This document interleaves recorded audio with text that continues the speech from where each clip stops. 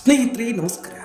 3 ದಿನಗಳ ಹಿಂದೆ ನಮ್ಮ ತುಳುನಾಡಿನ ಮುರುಡೇಶ್ವರದ ಬಳಿ ಭೀಕರ ಅವಘಡವೊಂದು ಸಂಭವಿಸಿಬಿಡುತ್ತೆ.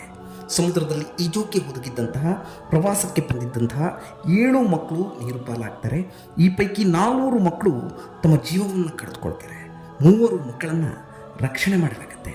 ಇದಂತಹ ದುರಂತ ನೋಡಿ ಮನೆಯಲ್ಲಿ ಕಾಡಿಸಿ ಬೀಡಿಸಿ ತಂದೆ ತಾಯಿಯರನ್ನ ಒಪ್ಪಿಸಿ ಪ್ರವಾಸಕ್ಕೆ ಅಂತೇಳಿ ಮಕ್ಕಳು ಬಂದಿರ್ತಾರೆ. ಮನೆಯವರಿಗೆ ಮಕ್ಕಳನ್ನು ಹಾಗೆ ಕಳಿಸೋದಕ್ಕೆ ಇಷ್ಟವಿರಲಾದರೂ ಕೂಡ ಎಲ್ಲ ಮಕ್ಕಳು ಹೋಗುವಾಗ ನಮ್ಮ ಮಕ್ಕಳು ಕೂಡ ಸಪ್ಪೆ ಮುಖ ಮಾಡಿ ನಿಲ್ಲೋದನ್ನು ನೋಡೋಕ್ಕಾಗದೆ ಪೋಷಕರು ಒಂದು ರೀತಿಯಾದಂತಹ ಧರ್ಮ ಸಂಕಟಕ್ಕೊಳಗಾಗಿ ಇಷ್ಟವಿಲ್ಲದಿದ್ದರೂ ಕೂಡ ಟೀಚರ್ಸ್ ಕೈಗೆ ತಮ್ಮ ಮಕ್ಕಳ ಜವಾಬ್ದಾರಿಯನ್ನು ಕೊಟ್ಟು ಕಳಿಸ್ಬಿಡ್ತಾರೆ. ಪ್ರವಾಸಕ್ಕೆ ಅಂತ ಬಂದ ಮಕ್ಕಳಿಗೆ ಯಾವ ವಿಚಾರ ಕೂಡ ಗೊತ್ತಿರೋದಿಲ್ಲ. ಮೋಜು ಮಸ್ತಿಯಲ್ಲಿ ತಲ್ಲೀನರಾಗಿರ್ತಾರೆ. ಆದರೆ ಮಕ್ಕಳನ್ನು ಕರೆದುಕೊಂಡು ಬಂದಂತಹ ಟೀಚರ್ಸ್ಗೆ ಸ್ವಲ್ಪವಾದರೂ ಜವಾಬ್ದಾರಿ ಇರಬೇಕಾಗತ್ತೆ.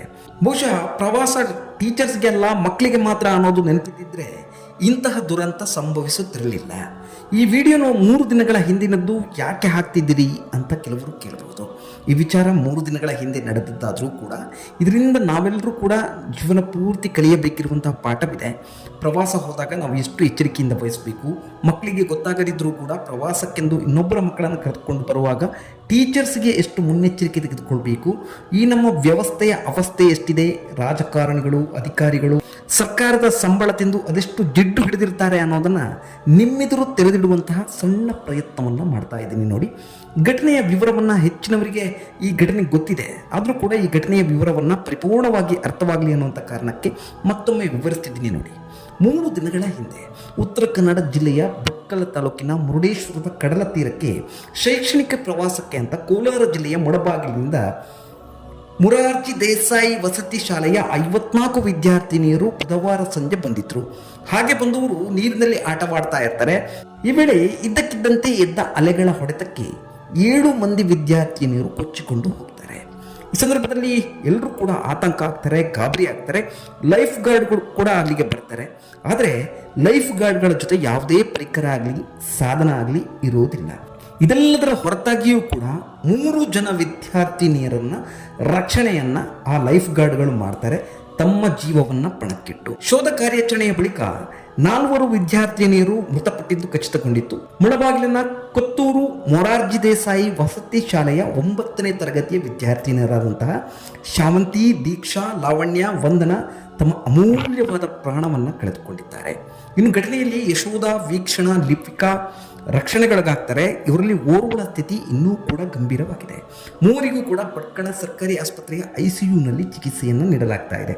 ಕರಾವಳಿಯ ಬಹುತೇಕ ಎಲ್ಲ ಬೀಚ್ಗಳು ಕೂಡ ತುಂಬ ಅಪಾಯಕಾರಿಯಾಗಿವೆ. ಅಲ್ಲಿ ಗೊತ್ತಿಲ್ಲದೆ ಈಜಲು ಹೋಗುವುದು ಅಥವಾ ಸೆಲ್ಫಿಯನ್ನು ತೆಗೆದುಕೊಳ್ಳುವುದು, ಇದೆಲ್ಲದಕ್ಕೂ ಹೋದರೆ ತಮ್ಮ ಜೀವವೇ ಹೋಗಿ ಬಿಡಬಹುದು. ನಾವು ಎಷ್ಟೇ ಜಾಗೃತಿಯನ್ನು ಮಾಡಿದರೂ ಕೂಡ, ಎಷ್ಟೇ ಹೇಳಿದರೂ ಕೂಡ ಜನ ಬುದ್ಧಿ ಕಲಿಯುವುದಿಲ್ಲ.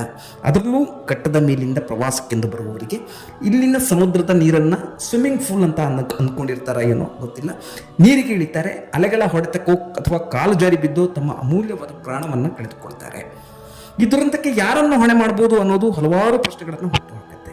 ಮೊದಲನೇದಾಗಿ ನಾವು ನೋಡೋದಾದ್ರೆ, ನೀರಿನ ಅಪಾಯ ಗೊತ್ತಿಲ್ಲದೆ ನೀರಿಗಿಳಿದಂತಹ ವಿದ್ಯಾರ್ಥಿನಿಯರನ್ನು ನಾವಿಲ್ಲಿ ದೋಷಿಸಬೇಕು ಅಥವಾ ಲೈಫ್ ಗಾರ್ಡ್ಗಳಿಗೆ ಸರಿಯಾದ ಪರಿಕರಗಳನ್ನು ನೀಡದೆ ಬೇಜವಾಬ್ದಾರಿಯಿಂದ ವರ್ತಿಸಿದಂತಹ ಜಿಲ್ಲಾಡಳಿತ, ರಾಜಕಾರಣಿಗಳಾಗಿರ್ಬೋದು, ಇವರನ್ನು ನಾವು ಇದಕ್ಕೆ ಬ್ಲೇಮ್ ಮಾಡಬೇಕು ಅಥವಾ ವಿದ್ಯಾರ್ಥಿಗಳ ಕಡೆ ಗಮನ ಕೊಡದ ತಮ್ಮ ಪಾಡಿಗೆ ತಾವಿದ್ದ ಹರಟೆ ಹೊಡಿತಿದ್ದಂತಹ ಶಿಕ್ಷಕರನ್ನು ಇಲ್ಲಿ ಗುರಿಯಾಗಿಸಬೇಕಾ ಅನ್ನೋದು ಗೊತ್ತಾಗ್ತಾ ಇಲ್ಲ.